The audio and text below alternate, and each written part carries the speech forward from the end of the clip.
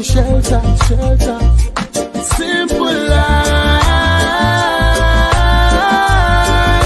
is all we want to live. Give me food, give me clothes, give me love, and give me shelter. Yeah. So welcome, ladies and gentlemen, to the We Too Are Librarians Movement platform, your distinct and dynamic platform that speaks to and for the masses. We are not in the business of manufacturing players, pimps, and hustlers. Rather, we are in the business of changing and revolutionizing the thought process of our people, not only in Liberia, but even around the world. Again, this is your one-on-one platform, the one-on-one platform that speaks to and for the masses. We are not in the business of manufacturing players, pimps, and hustlers. Rather, we're in the business of changing and revolutionizing the thought process of our people, not only in Liberia, but even around the world. Today is an exciting day. I have with me a special guest in the house. Our guest is no other but Dr. J. Basana Timber. Just to give you a little background about our doctor, she is a highly motivated and dedicated educator committed to helping all students become successful learners. She is resourceful and goal-driven, focused on every child's social and academic growth. As an effective mathematic educator, Dr. Timber utilizes a variety of instructional strategies to motivate students and encourage their active participation. She's directly instructs students to help them achieve curriculum goals and is a dependable mentor who collaborates to build strong relationships with students from diverse culture and background. Also, with diverse experience and proven track record, our doctor foster a child-centered curriculum that promotes students' creativity. So we're excited to have you with us tonight. You are on the We Too All Librarians Movement platform, this one-on-one platform that's in the business of, changing the mindsets of our people. Dr. J, what we believe that the problem that our country has is far from politics. It also has to do with the quality of persons our country have produced over the years. So we foster a culture that foster actually the concept of I am because we are, I'm only doing good if you are doing good. So we're excited to have you with us. We're really, really, really excited that you were able to accept our invitation. And we believe that today's interview is going to make some impact. Your story will definitely motivate and encourage someone to, just pick up the broken pieces and get life going on. So, again, good evening and welcome to the We Too All Librarians Movement podcast. It's an honor to have on our platform our Dr. J. Tingba. So, Dr. J, to start, can you please introduce yourself and tell us a little bit about yourself? Thank you so much, Aite. We've had this discussion for a while now, so I'm so happy to be here.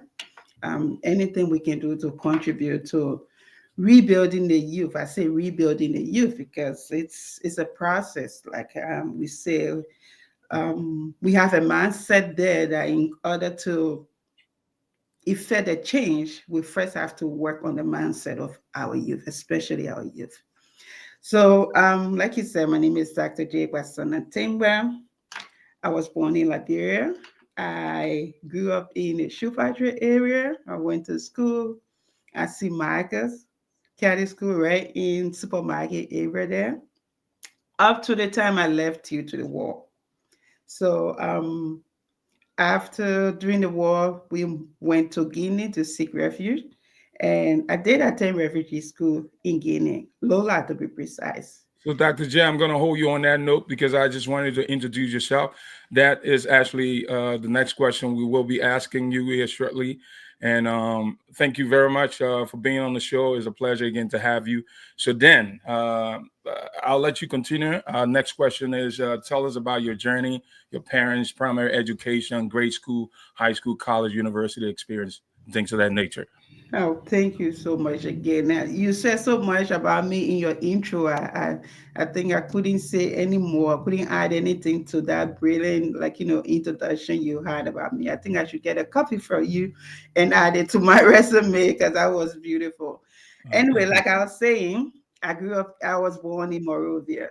I grew up in the shoe factory area, Ghana's first shoe factory, and I went to school at St. Michael's Catholic School in Ghana's first supermarket, and there I was till the war, the unfortunate history of our dear country. We first went to Guinea. My parents took us to Guinea, where we stayed for some time. My father being so passionate about education, he couldn't see us sitting at home doing nothing. So he said, you know what? We were all hoping to go back to Liberia, though. No one expected the war to last that long. So he's like, instead of sitting home and doing nothing, we should go to school. And because we had gone so far in English speaking, we couldn't go and start all over in French. So he enrolled us in a refugee school in Lola. And and the expectation was that it will be over very soon and we'll all go back to Liberia. But unfortunately, it dragged on for some time. And my dad, being someone again who is so passionate about education, always told us that he had nothing to give us but quality education. And my dad, being someone again who is so passionate about education, always told us that he had nothing to give us but quality education. And my dad, being someone again who is so passionate. Okay. Sorry. Yeah. And so he, like, thought it wise to say somewhere else to go to school. And I think the discussion, when I had a discussion with him sometime later, I learned that he chose Ghana because when we're in Liberia, there were a lot of Ghanaian teachers who were there. So he just felt that Ghana had really good education, quality education. So, Dr. J, now I'm not going to cut you off, but I mean, every now and then I would come in just so that this can be a little bit more interactive. So, what was it like leaving Liberia? I know, I don't know, it was because of the Civil War that you left Liberia to go to Guinea and then transition to Ghana. So, what actually was it like? Because you did say you was born and raised in Liberia, started your primary education there. Now, what were some of the challenges that you experienced during your time in Guinea? Like, Guinea is a French-speaking country, and I don't speak French. My family, some of them do speak French. I don't speak French. And for a young person, leaving all your friends behind, that was frustrating too. And then also, we were all used to the routine of waking up in the morning, going to school, and having a lot of fun with our friends, enjoying school. But now we're in a situation where you wake up in the morning, there's nothing to do. You watch TV, if you're lucky, and play around, and then go back to bed, and you get up again the next day. And then that was just a cycle. So there was nothing to do. Everything, like, life became so stagnant, if you can put it that way. There was nothing to look forward to. The only thing I remember at that time was hoping that we could go back to Liberia soon. So there was no dream, there was nothing, like, there was nothing motivating you. Or you, like, everybody were glued to the radio those days, like, just waiting for news to go back to Liberia, because there was nothing, like, nothing to engage you. It was a French speaking country. You couldn't go and start all over because you wanted to go to school. So, and then the uncertainty also of not knowing whether tomorrow be the day that you're going back to Liberia. So it was just like a stagnant moment for everybody. You're just waiting to hear that, oh, things are okay, let's go back home. Even though every day you get worse news, even as kids, then we knew, we listened to the radio, we saw the expressions on our parents' faces, we knew that things were bad. You didn't have to be told. So those were some of the challenges, like, as a young girl growing up who had dreams, hopeful that you'd be someone someday. Now everything just looked like stagnant. Like, there was nothing promising at that time. I think at that time the only focus was, hey, when will we go back to Liberia and go back to school? Yes, in my house, education was a key word. So but I talk about education all the time. So growing up, we know that education was very, very important. Education was the way forward to having a successful, career. So now that I don't have that opportunity, then the question is, what what the future looks like for me tomorrow. So those So are as some of young the as you were, challenges. you already had that ingrained in you that education Oh, was key to oh success. yeah. My dad, I remember growing up and my siblings would say that every day on the ride to school was how he went to school, the challenges he faced, and he only were able to escape it because he was educated. How, like, education is so important. So we all knew growing up, the ride to school every day was my dad, like, anchoring that the importance of education. And it was so funny that sometimes when he starts saying it, you're sitting at the back and you know that next line because he's repeated it so long. Then we look at each other in the car and say, yeah. And then, you whisper the next line to the person sitting beside you because we heard the story so many times. And later on, I'll tell you the effect of those stories, those repeated stories, how the impact it had on our life in SR.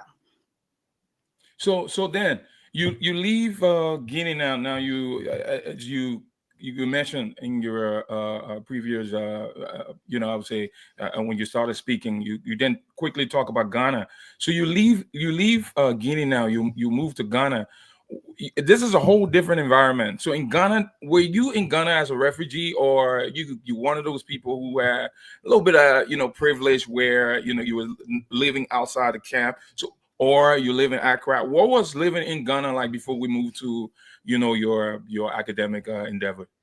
Before even we get to Ghana, I'll tell you one of the challenges we face in Guinea. Though my father was one of the blessed one that had a little job the way in Guinea and was able to provide, like, for the family. We were still refugee. And once you have that title on you, in Guinea, when we went out, and as soon as you start speaking English, you call you born here, die here. They stigmatize us that you, oh God, it's like sometimes when you go out, you don't even want to speak English because people are going to look at you differently and Mm. just have a prejudgment of you right away. Call you names because you speak English. So that started from, those were some of the dark days of being a refugee. Then we went to Ghana. Like I was saying, Guinea, there was a language barrier. Ghana, there was no language barrier, but again, we were there as refugees. And though we're not on the refugee camp, we lived in Accra. But once you start speaking, at that time, people knew that you were not a Ghanaian. And then for some reason, I think they knew the Liberians because there are a lot of Liberians around. So, like, they just associated with all the negative things about the refugees in Liberia, in Ghana at that time, because there were a lot of different negative stories floating around.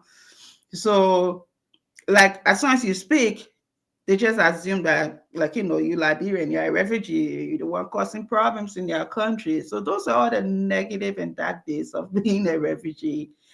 Even though there were some really good ones to it, but those are the times that you don't really want to remember. Like, people don't see you for who you are or what you bring to the table, or what you bring to the discussion. They just see you and they just label you as a refugee.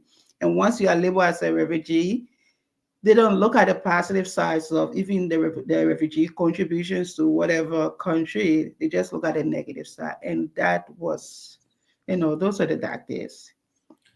So then Dr. J, you were in Ghana. What grade were you when you traveled to Ghana, when you moved to Ghana?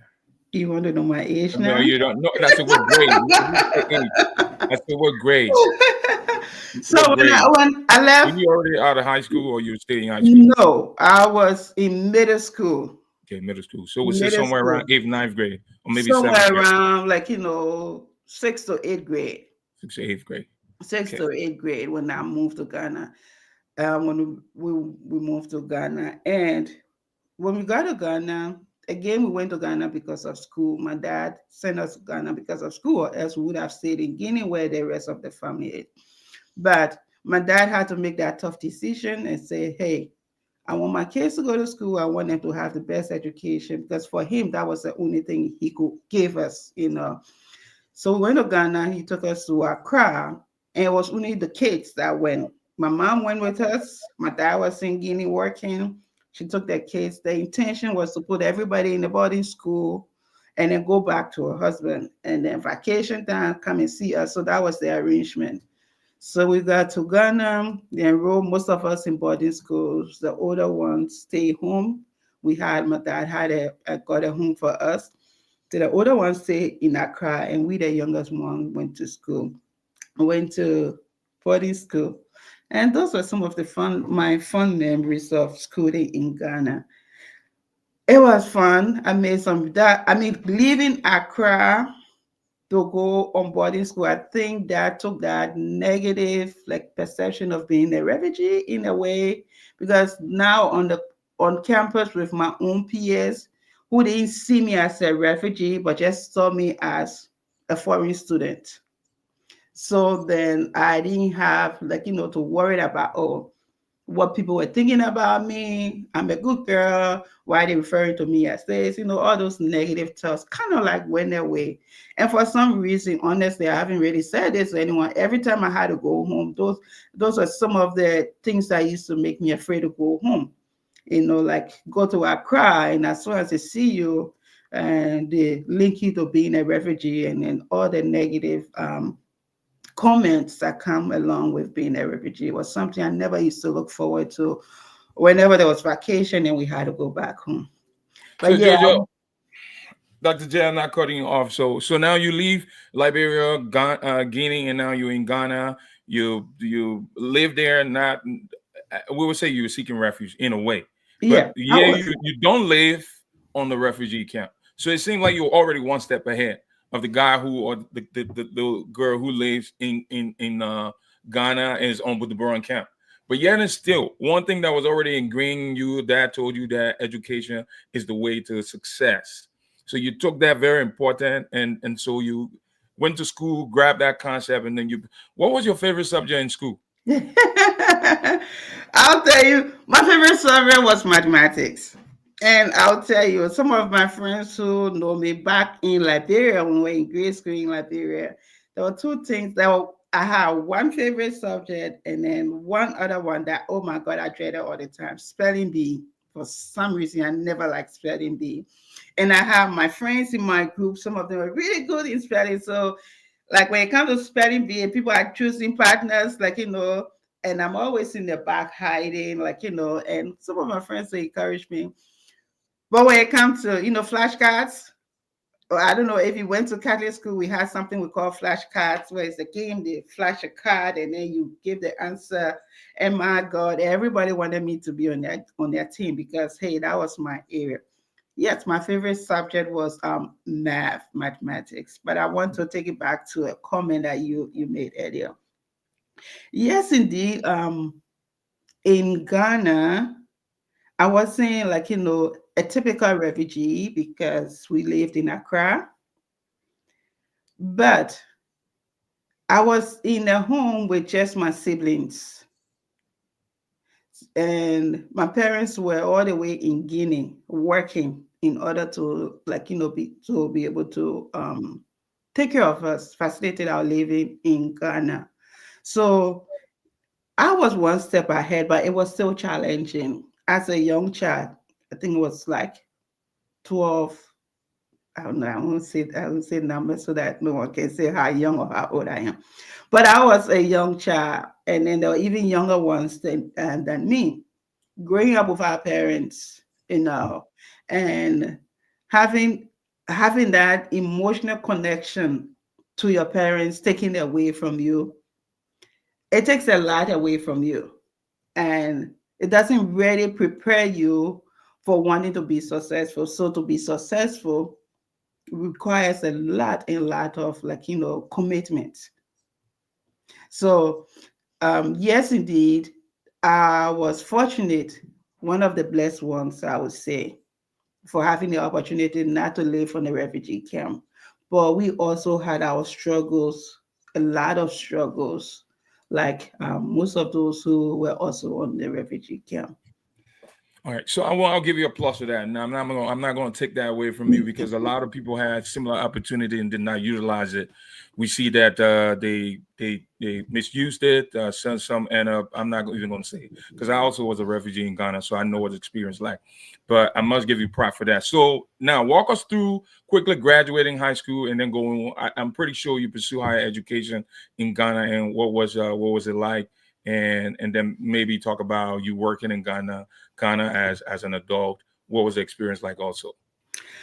So I went to when we got to Ghana, it was when they had started the GSS and SS. They were changing their educational system from the O levels to a new system what they call junior secondary school and senior secondary school. We were the first batch of that new system. There were a lot of everything new comes with a lot of complaints or problems or people finding faults with it. So there were a lot of noise in Ghana at that time. So I got to Ghana, and I like to say I'm so proud of myself because when I was enrolled in Ghana, we had to write a national exam. It's almost like a national exam, like the ninth grade national exam, if you say that. And I have come from Liberia in sixth grade. Let me say this: sixth grade, gone to Ghana, starting the eighth grade, and then in less than a year had to write a national exam. And my results from there was so good that made me to be enrolled in one of the best schools in Ghana. You're Why a am I smart saying lady. I this? give it to you. You're a smart No, it's lady. not smart. I'm only Hard trying work. to say this Hard that work. our system in Liberia then was really good. Our educational system in Liberia then was really good. Why am I saying this? To throw us back to the fact that we can still do better than what we have now because we've done it before. Yes. So leaving sixth grade, almost completing sixth grade, going to Ghana, enrolling in eighth grade, and the next less than a year sitting a national exams that you are required to choose the schools you want to go to, the high schools you want to go to. And most of the high schools were looking at the grades from that exams. And the grades from that exam would determine which school you go to. So me being able to achieve that means that there was my foundation was very good. So our country, Liberia, and those are some of the things when I said the thing about, I'm like, we still got it in us to get to that stage where we provided quality education for the people of Liberia, for the children of Liberia. So back Awesome. to it. Awesome. I After I sat down, I have sat the exams, we did it, came out with distinctions. The school that I went to, proud to say I'm a Wege girl, Wesley Girls High School, one of the Shout best out, shout in out to them. Ghana. Yeah. We're taking only students with distinction. That means you have to have at least seven. Okay, I can't go into the grading system, but they were taking students who had distinctions in the exam. That means you must have at least 7 A's in the subjects you did before you can go there. That's how competitive the whole process was. So I was blessed to be one of those, a refugee again. So let me put it in here that where you see yourself or what title people call you, that does not determine who you are. At Definitely. that time, I was a refugee girl with very little because, your parents being on ground to see what your needs are and everything is different from them being far away. And then, Yes. so that was a lot of challenges. But I was a refugee girl who had gotten into one of the best schools in Ghana. And so, with very little, if I had sat down and said, "Poor me, refugee girl, no good thinking kind of refugees," I wouldn't be sitting to where I am today. So 100%. again, never look at your status or the negative things that come with whatever status you find yourself and focus only on the negative status. I'm the type who always look at the glass as half full, not half empty. Wow. That's great. Great to hear that. So then we'll take it a step further. So you graduate, you then stay in Ghana. You did all of that. You graduated high school, and then matriculated to a higher institution of learning, I would assume. Did graduate with a bachelor's in Ghana. Bachelor's in what? Walk us through your 4-year university experience in Ghana. So, backing back a little, my high school days were great. I had some really great friends. I met people that we still call each other sisters today. And I mean, I think that even prepared me, put me at a higher level with more ambitions. I always tell people, if you surround yourself with positive thinking people, it would definitely affect your lifestyle. And I was blessed to have gone to Wesley Girls High School because these were powerful young women who were really aiming high at being transformational changes in the world, who were aiming high at being the change, now waiting for someone to make the change, Right.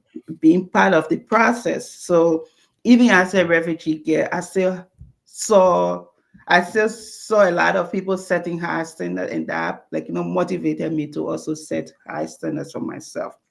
So the title refugee girl, for some reason, I stopped looking at myself like that and stuff. When I call myself the refugee girl, I say it with pride because I know that even this refugee girl can, come up with something like, positive and contribute positively to mankind. So I completed Wesley Girls, and then we had to sit home for almost 2 years because there was some challenges with the educational sector in the higher educational sector in Ghana again. So we had to wait and wait and wait for almost 2 years. At that time, I enrolled in different courses. Like I said, my dad's voice is always in my head. Like there's idle man, the idle man is the devil's workshop. Always find something to do. That was him, So whenever there's nothing to do, like no formal education, I found something to do. So there was always something I was doing to keep myself busy. I went for extra classes because even after the SSCE, which is another national exams, we had to take entrance exams for the university. And having sat home for 2 years, definitely, as a young girl, to the brain is not fresh like it was when you just got out of school. So I enroll in different classes to just keep me active and put myself in a position to write the exams. We wrote the exams. I remember my dad drove me to Legon. He came to visit us in Ghana then, and then he drove me to Legon to go and take the exam that morning. And the results came out. I think before you take the exams, you have to, again, fill in the application form and list the different colleges you want to attend to because your grade in the exam will determine whether you go to the college you want to go to or not. And growing up, I always wanted to be a civil engineer because my dad was a civil engineer. I never wanted to make that mistake of wanting to be a nurse, a doctor. Nana, never thought about working in a health field or any other field. It was always I'm going Doctor, it's not too late. You can still pursue I know, a right? career or a degree in civil engineering. But So anyway, I let I know, right? I always wanted to be a civil engineer, but in Ghana those days, there was this stereotype which I'm just challenged by certain things I see, and that's just probably my weakness. Everywhere you go, people say women are not good in math. Women are not good in math. It was just so commonly said in Ghana that I think people started believing it. That even the girls started when you say something, you repeat it, then people start and believing it. And for some reason, I just hated that. And in Ghana at that time, if you go to high school, you had to choose whether you're going to do science or you're going to do, be a art student, right? You start from early stage, they start grilling you into what you want to be, guiding you. And I did mathematics in high school. I did science. I never liked biology. I told you I never ever thought about going in the health sector. So I never liked biology. I love maths. I love physics. I love chemistry. So I opted to do mathematics. So I knew that I was going to need a mathematics for the engineering I was going to do in college. But when everybody just started saying that, I'm like, nobody's going to do, women don't do math. Women don't do math. Those are the common things you hear those days. And I told myself, hey, you know what? I'm going to do mathematics in the university. It was just that challenge. And I told myself I'm going to do mathematics in the university. And after the results came out for the exams, the university entrance exams, and the listing came out in the newspaper. Those days they used to actually put it in the newspaper. You had to go by the newspaper to see whether your college accepted you. I was the only girl named listed in the math department for the university I was going to. Wow. And And what's that university name? University of Legon? no, Tech University, Kwame Nkrumah University of Science Kwame and Nkrumah University. Technology. All right. All right. It's good. Good. And like I'm only trying to say that, not that I'm bragging, but I'm only trying to say that sometimes you have to challenge yourself. No, you're not bragging. You're telling a true story. You have to challenge yourself, because when you challenge yourself, then you are committed to work hard at that challenge. Right. So I knew I wanted to be a civil engineer. Yeah, I was going to go to the engineering department, go, but it wasn't motivating at that time, because I just wanted to prove that, hey, what you are saying, what people are saying, or what the stereotype against women is not true. And so I just went for it, threw the card and went for it. I'm like, okay, I have math, then civil engineering, and then I think architecture or something like that. That's my third choice. But I guess I was fortunate. Like when the listing came up, I was one of the only female at that time Wow. among all the numerous men who enrolled in the department, the math department. And those are some of my proud moments. I remember my brother telling me he still has the newspaper that was published with the names in it. So yeah, those were some of the proud moments. Wow, that's an exciting and very very inspirational story that you just explained there. But what's funny here, Josephine, the fact that, yeah, I know a lot of things that you have accomplished and achieved is as a result of the foundation that your dad instilled in you, what he told you. I'm really, it did resonate with you, and so you took it, you grab it, you did not bag it, but you ran with it, Yeah. and so today you've become who you are. But the fact that you're one of the challenges guy, I mean, I would have loved to see you being a civil engineer. You know what I mean? I think also would have been more challenging as well. But I Mhm. think the path you took, it's not bad at all. So now you're done with all of this. I'm pretty sure you work in Ghana. We're about 33 minutes into our program. We'll do an hour.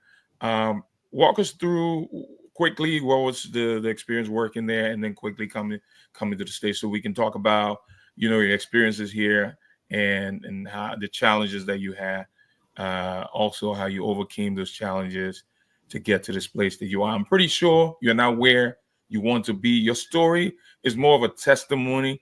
The goal and objective here to have you come on the platform so that you can share this story, so that some young man, some young woman out there can see. Because the real truth is, Jojo, Dr. Joe, I'm sorry for referring to Yeah, you as it's Dr. Josephine. J. There were people in Ghana who had privilege, who had opportunity, who had everything, into their disposal, and did not utilize it. So you were just one of those people who also, even though you did not have mom and dad there, but you were self-driven based off of the things that you heard, utilize it, maximize your potential to be who you are, to be at that place, wherever you achieve at that place now. So quickly walk us through your job experience in Ghana, because Ghana is challenging. You went there as a refugee, went to school. Now you probably got a degree in mathematics. So what was it like getting a job and then transitioning to this, before transitioning to the States? It was, as a foreigner, again, I was still a foreigner, a refugee in Liberia, even with all the qualifications and everything, it was challenging getting a job in Ghana, because at that time even the Ghanaians were struggling to get jobs. So there was a lot of noise. So there wasn't much to do in Ghana. I had tried several times. So the next step was, okay, I'm going to travel. I just got out of college. I'm going to travel and see, like, see the world, and decide what's next for me. So when I graduated from high school, from college, I decided to go to the UK. I went to the UK for some time. But I want to come back to something, and then before I lose track of it. It is important for us to sow positive seed in our children. Yes. It is important for us to focus on positive conversations with the youth, because when you are not there, that is when those thoughts or those conversations, those discussions kind of like play and then direct them. For me, I was blessed. I had a father who believed so much in education because he went through it. He got a scholarship and everything, and it was education that took him out of the situation he was. So it was, as a young person, then it was boring, because when you sit in the car, you want your dad to talk about different thing, but he's talking about education. That worked for him. You I'm not asking, like, parents to sit down and have educational discussion with their children all the time. It's important for you to have those discussions with your children, but what is becoming so common these days is people just focusing on the wrong and not focusing on the positive, the little positives or the little strength of the young ones that are putting out here. And so, because we focus so much on the negatives, you tell someone negative thing all the time, they're going to produce negatives. But if we import positive reinforcement in them, when you have discussion with your children, when you have discussion with friends, Yeah. we focus on positive things, focus on their strengths instead of their weaknesses, Yes. then it will start playing well for them. That was my story. And I benefited so much from that. My dad was not in Ghana to tell me, let me see your homework, and my brothers and my sisters, what did you get in school? Nothing. But because of those, constant conversation on the importance of doing this and being that person, he wasn't there in person, but those thoughts stay with us. Now, fast forward, went to the UK, stayed there for some time, worked a little in some informal sectors, and then I just felt when I was in the UK that that wasn't for me. When I stayed in the UK for, I think, 3 years, I felt that that wasn't for me. And though Liberia was like really, there was war and everything going on, I just had the impulse to go back home. And everybody in the UK at that time told me I was crazy. Why would you want to go back to a country that is fighting war? But I'm Right. like, I'm not feeling what I'm contributing by sitting here. Wow. I think I can contribute more if I go back home. So then I packed my bags with my little son, and we went back to Liberia, even though they had just, like, finished war and just had their elections. But I had positive dreams for Liberia. I knew I could contribute a lot in Liberia than where I was then. So, So we Dr. went Joe, back. it's always a mindset kind of thing that we're talking about. You constantly thinking you are progressive. I've been thinking about how you could make a difference, how you can improve, and so that was always taking you places, if not mentally, but also geographically. Yeah. Like, I mean, it's the mindset is a very powerful tool. That's why I say that most of the time we have to focus on, if we want to effect any change, we have to start with the mindset. And the mindset itself is a whole new topic. I saw you had a show the last time, and I wanted to come in with some theories and this. A lot of people have worked on a lot of theories on the mindset. I wanted to come in with that. I said, no, I'll find another time. But that would be a different show altogether. like, Right. where we talk about a fixed mindset and a growth mindset, Okay. and then how we can change a fixed mindset that a lot of our people have, where they've made up their mind. It is A, it is A. You will try all positive means to change it to B, but it's once they see it as A, so they have a fixed mindset. But we can change that to a growth mindset where, can put in some interventions and other thing to help them, like, change their mind and begin to see things differently. Yes. It's often said that if we change the things around us, if we change our mindset, the things around us would change.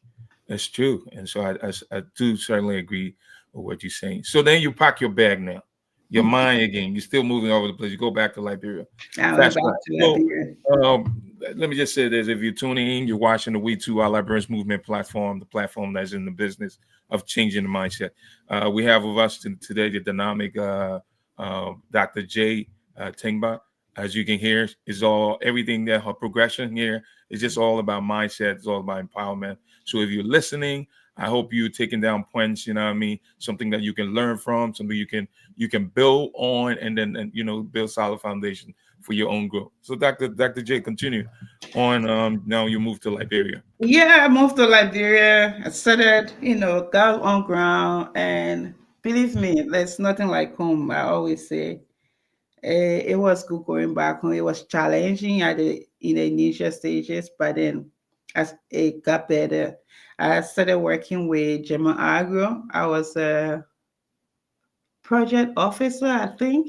You Wow, know, reporting, writing reports, and I used to enjoy it. It was my first official job, after traveling the world. It was fun. And I get excited anytime I have to work with numbers. So it was a project.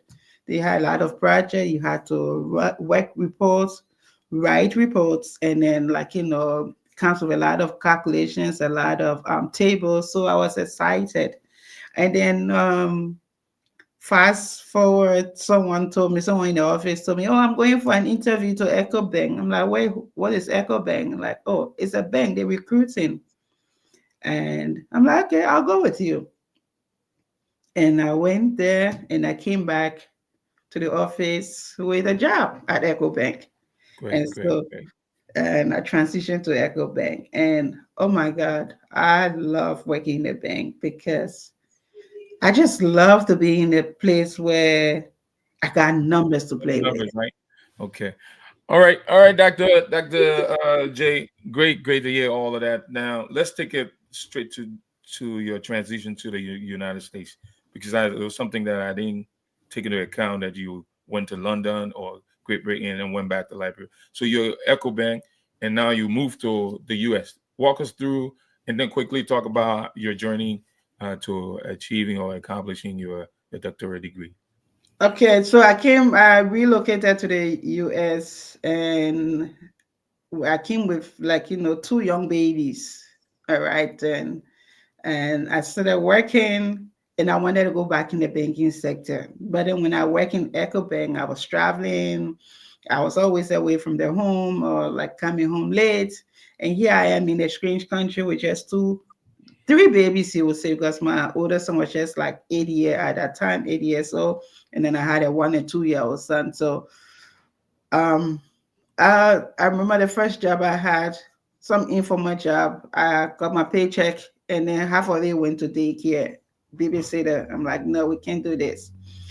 And so then I told myself that a friend of mine told me that, hey, you know what, you can come into education and you go to school, you go to work in the morning, the kids go to daycare, you after work, you pick them up. So that was it. And so then I said, okay, yeah.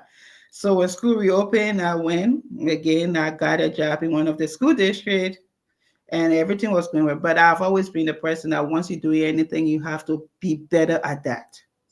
Whatever you find yourself doing, fight Excellent. hard to be better at it. Do not sit and just be, okay, it's just this, it's just cleaning job, it's just cooking job. No, make a difference in whatever you're doing. Seek opportunities to better yourself. Though I had come with um, a degree. Even when I went to Liberia, I went to the Foreign Service Institute there. I got a postgraduate degree from there. I went to Cottington. I was just left with defending my thesis to have an MBA, and then I came to America. So I was always looking for a way to better myself. Here I am in America in a different career, education. I'm a finance person, but here I am in education. Hey, what can I do? The next the next semester, I enrolled myself in one of the schools, the University of Texas at Addington, to get my master's in education. Got my master's in education. Fast forward, started working.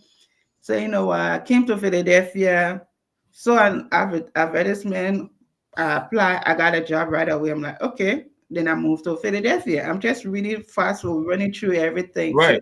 and I get to some of the main points I want to make before the time expired. I came to Philadelphia. I had my master's in education already, came, started teaching. And then I remember them asking me, oh, you need your teaching, state license and stuff like that. But I already have worked on that in Texas, but you have to transfer it. You cannot bring your teaching certificate from Texas here, especially I just gotten it was a probational certificate license. So then we went through it with the education department here, and it was just too much. And like I had to go back to either do a 30 credit hours course to get my license, or then just forget teaching. I'm like, why can't I just go and do another master degree instead of doing a license, like a 30 credit hour license? I can add 3 credits to it and 33 credit and get my master's in another master of education. I'm like, why do I want to get so many masters all around here? So I was like, okay, you know what? I don't want another master's. I'll go for my doctorate. So that's how I started the application process to go for my doctorate in educational leadership.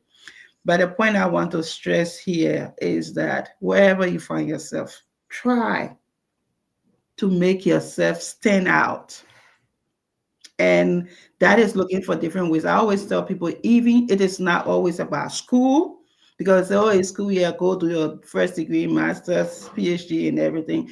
But no matter what career you find yourself, try to be better at it. And things are getting so easy for us that you can just sit on your phone and go on YouTube and find ways to make whatever profession you're in, whatever passion you have, make something out of it, learn about it, ask questions, work towards it. We have a generation who is just laid back, don't want to put in that effort, but we have to push them, we have to encourage them. There are some kids who are good with their hands. Maybe they don't want to go to school, but there are a lot of other things they can do to better themselves. Yeah, yeah, that's great, Dr. J. Because I was definitely going to do. I had all that laid out in the questionnaire to ask you. At the conclusion of the discussion of the conversation or interview, what's your advice to a young man, young woman? Because not everybody cannot go the conventional way. The conventional education, academics, and you're absolutely right because we've seen it now. It is obvious that people the education that you have, if you can't take it from theory and bring it into practice, it becomes a problem. So people go in there only getting a set of knowledge, someone give it to you, and then it's not applicable. You can't use it. You're not using it to really benefit yourself or benefit your society. So you're 100% right. So now fast track. We're closing here because we have at least 10 more minutes. What do you intend to do with the doctoral degree that I mean, that you have acquired? What do you intend to do with it? Not only in the diaspora, but also in Liberia? How can you, use it in Liberia to support, the development of Liberia? What can you say towards that? Because now the education that you have, this big degree education, yes, you're using it here. Hopefully, you're teaching all of that. But how can you use it also to affect our community, Liberia to be particular? So Do you tend to? what I'm doing right now is a lot of informal contributions to n- like on a very low scale, not a very big scale, like trying to work with groups or individuals, especially in education sector. Like I said before, we did have a really good educational system back then that made me to skip and then even excel in a strange land. So we get the mind goal is to be one of those who will contribute to rebuilding the educational system. And I always tell people it's not about everybody or going to sit in some fancy office with government or something. No. Liberia will be rebuilt if we look at things on the individual level and contribute. Stop looking at what the government will do, what the other person will do. Focus on what can I do. So my contribution is to help rebuild or contribute, not rebuild, but contribute to the rebuilding process of the educational system in Liberia. How can we do that? I hope that I can be a contributing factor to rebuilding the curriculum. The curriculum in our country need to be restructured to relate to what is in Liberia. You cannot be teaching children in a classroom about climate change and you're talking about snow and all those things when they haven't seen it. What if we talk Absolutely. about the excess rain or the sun? Start with what they can see when you make education so practical. Then the students get interested in it. So my goal is to help train those who are in the classrooms. Okay. How can we do it better? What are some of the materials we have? People want to sit and wait for the government to bring all the big labs, but what do we have now that we can use, that we can start with? My goal also is to work with individuals. A lot of right now I'm working with a lot of families who are struggling to balance why their children are not doing well in school or needing help with information in getting access to some benefits to help their children in school. So we can also do that in Liberia. People Okay. always say that going to school is just sitting in the classroom and the teacher standing in front of the board and then just bombarding the children with information. It looks so confused. No, we have to restructure the way we give the information to the children back home with the limited resources we have. So my 100. goal is to hopefully sit down and see what do we have, even if I can start with just one or two schools, and then gradually roll it over to others. That is my goal. When I sit and think about what do we have in Liberia that we can use, the little resources we can use now to Yes. start effecting a change. And later on, when the better one comes, then we pick it up from there. So when I said those are some of the things that I think about. If I want to teach math in Liberia, how can I teach math? That the children will not be looking at me with the numbers going around in circles in their head, but will be engaged and excited and contribute in raising their hands. How can we do that? Those are some of the questions when I sit there and ask myself and I've been doing a lot of research with looking at how the curriculum is in Liberia and how we can also balance it so that to engage the interest level in our students. So yes, hopefully very soon we will all go back. But whilst we're here, we're still making some contributions back home to smaller groups and Thank you. individuals. Awesome. That's awesome. That's a great vision too. You know, what I mean, the book says that for lack of, it will say without vision, the people perish. So hopefully that's your vision to see educational system be improved. And I like the fact that you have a strategy work with the improving the curriculum. You know what I mean? And we see the quality of people that the country is producing now as a result of the quality of education our people are getting out from our primary school. Maybe another time we'll try to bring you to the show so that we can talk about that. But what I want to also just talk about real quick, we're like 6 minutes into concluding now.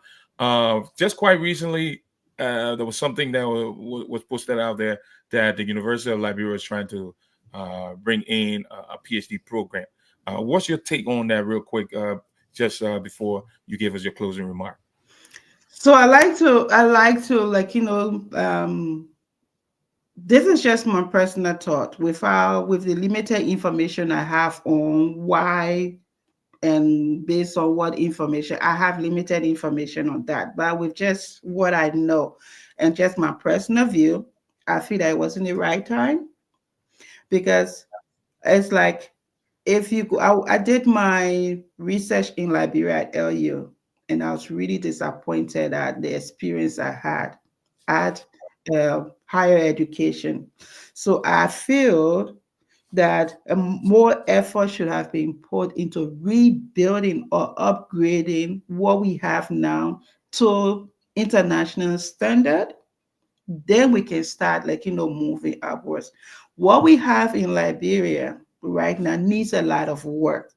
I know there's a lot of effort being put in place, but there's still more room for improvement. So I wish that the extra funding, the extra effort could have still gone to like rebuilding what we have to bring it to international level before we go into going into the higher into doctoral degree. Who are those who are going to teach the courses? We're going to bring a lot of foreigners to come and teach because we don't even have the staff in Liberia available for that course. So it's the same thing, bringing more and more in foreigners to the country. Why can't we build a human capital we have in Liberia right now to facilitate some of these things? But then it's going to be bring more people, pay them huge money, and then the people on ground be disgruntled. It's just a cycle of the same old thing. So in my personal opinion, I don't think it was the right time to start that. But I maybe they have better information than I have. So, Dr. J, with all that being said, what will be your closing remark? Thank you very much for coming on the show. It was a pleasure. It certainly was a great pleasure. And I think it was a privilege to have you being on the show. You said a couple of things here that really, dawned on me that I think you talk about excellence. And that's very important. Whatever you do it with excellence. And that's why I believe it was Benjamin Elijah Macy said that whatever you do in life, do it like no man born, no man to be born, or no man who's living can do it any better. So you put your all into it, and that's why Ralph Emerson, I believe it was a professor, he said back in a lecture in 1871, he said if a man can write a better book, preach a better sermon, build a better mousetrap than his neighbor. Even if he builds his house in the wood, the word is going to make a beating path to his door. And that's what Dr. King said. I always accompany, that quote with a quote from Dr. King. If you cannot be a tree, be a bush. You can't be a highway, be a trail. Just be the best of whatever you're called to be. But I think, your story is so inspiring. It's something that we all can learn from. You know what I mean? I see consistency. I see perseverance. You are able to endure to get to this junction. And we're grateful to have you here again.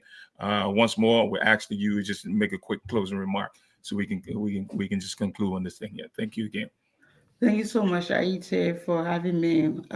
One thing I want, if there's any takeaway from today's show, I want whosoever's listening to know that you have greatness within you. No one's going to bring it out. You're going to bring it out. You are the only person that can show your greatness to the world. How do you do that? By trying to be better than you were yesterday. Don't stop looking behind. Just always face forward, focus on what is ahead of you, and work hard. There's no lazy effort in getting you to where you want to be. Be better than you were yesterday. Wherever you find yourself, learn, push hard to improve yourself, either in the informal sector or formal sector, wherever you are. Be better at what you're doing. And how can you do that? Always seek information, always find ways to be better at whatever you're doing. There are a lot of resources out there. There are a lot of people who are waiting to help you. You have to always take the first step to ask. No one's going to give you information till you ask. No one's going to help you till you ask. How can I do this? How can I be better? There's always an answer. Every question in this world has an answer. And you alone can do it.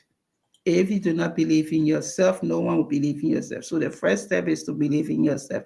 Know that you can do anything you set your mind to do. That's the power you have in you. So So be thank you.